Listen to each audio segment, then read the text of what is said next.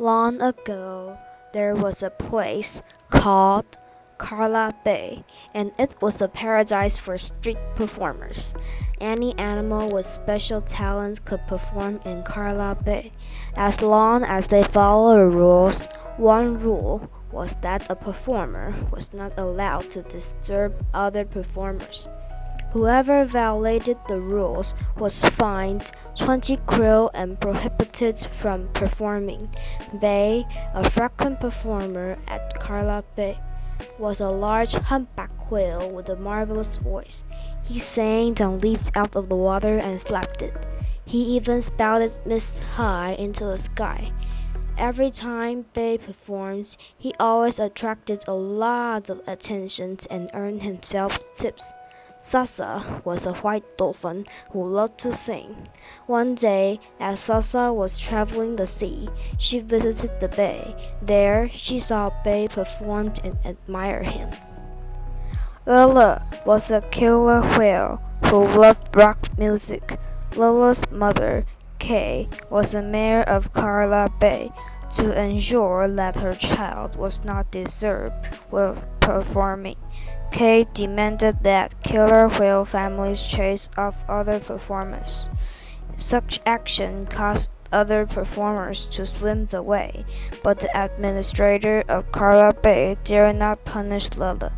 Given the demands of Kay, the citizens of Carla Bay thought this was unfair, and they stopped watching Lila's performances. Soon, killer whale families became Lila's only audience. Sasa often watched Bay perform, and they became good friends. Sasa told Bay, "I used to have a loving family, but they all died of unknown causes. Hopefully, I will perform at Carla Bay someday and let everyone know of the story of white dolphins." Sasa told Bay some of the stories, and Bay taught her performance skills to help her realize her dream. One day, Sasa finally performed at Carla Bay. Lila was jealous because many animals came and watched, so he destroyed her performing equipment. Many in the audience were angry with Lila, but they remained silent.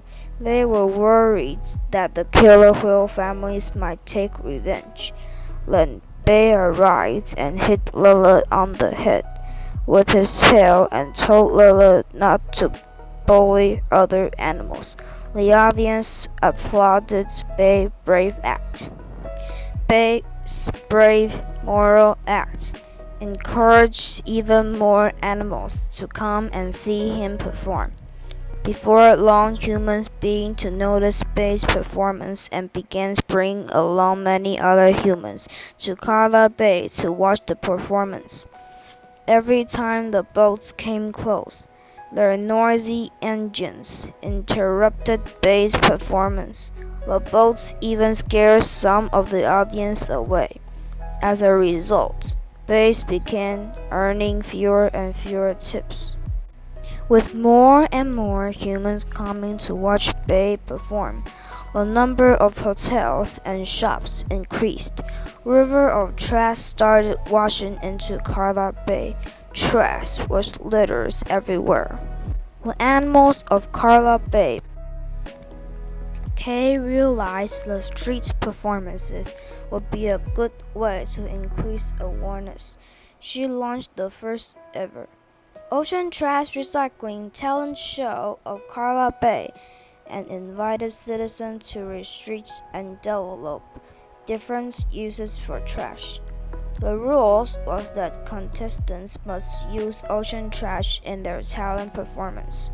Judge would award first place to the performer with the most creative idea.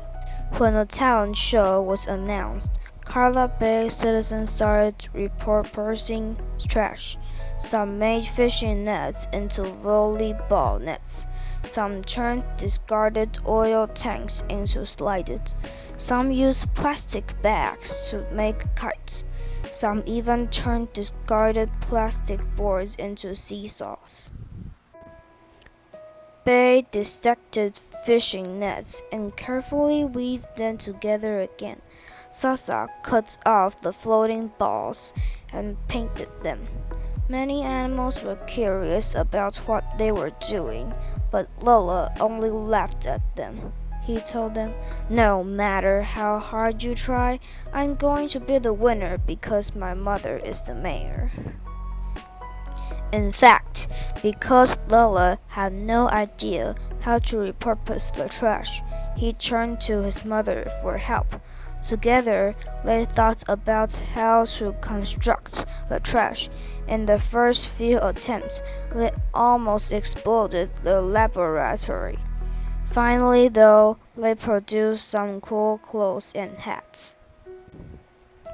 When the days of contest arrived, there were 3 eligible contestants: Bay, Sasa, and Lola. Many animals came to watch.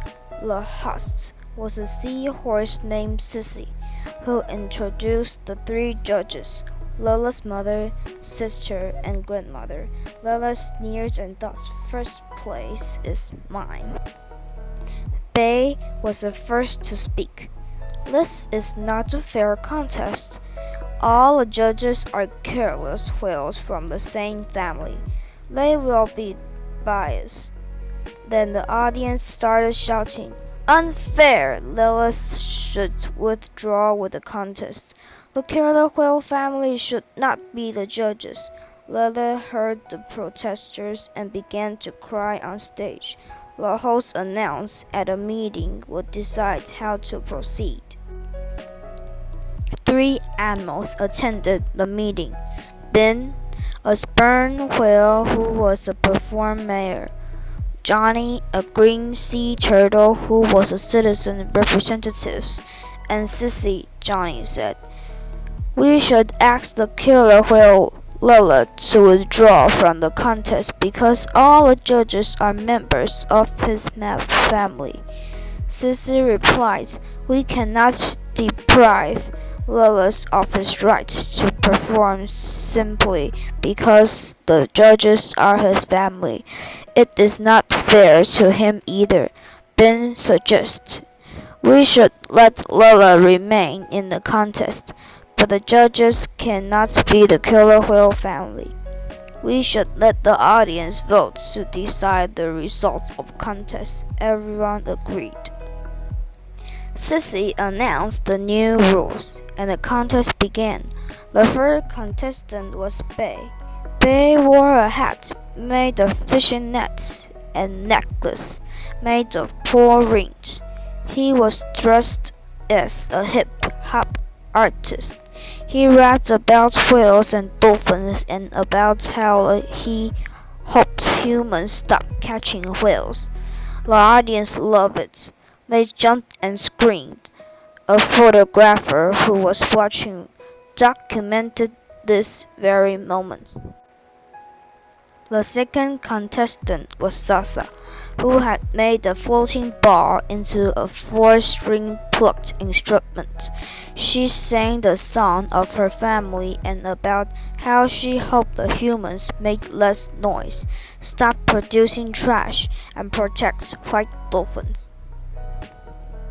The final contestant was Lola.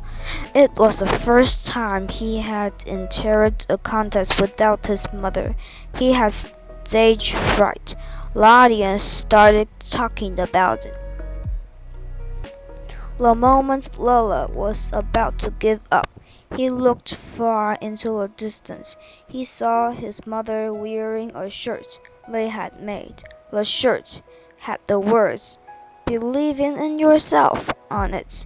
He found the courage to enter the stage. He was wearing a t-shirt and a peaked hat with a picture of a killer whale on it. He chanted, "Orca, orca," in a brisk rhythm. The audience danced with him. They all chanted, "Turning Marin's debris into gold," and making these words more beautiful. As the contest was underway in Carla Bay, the photographer sent the photograph worldwide, In the photograph, it looks like Bay was strangled by fishing nets. We love oceans. Thank you.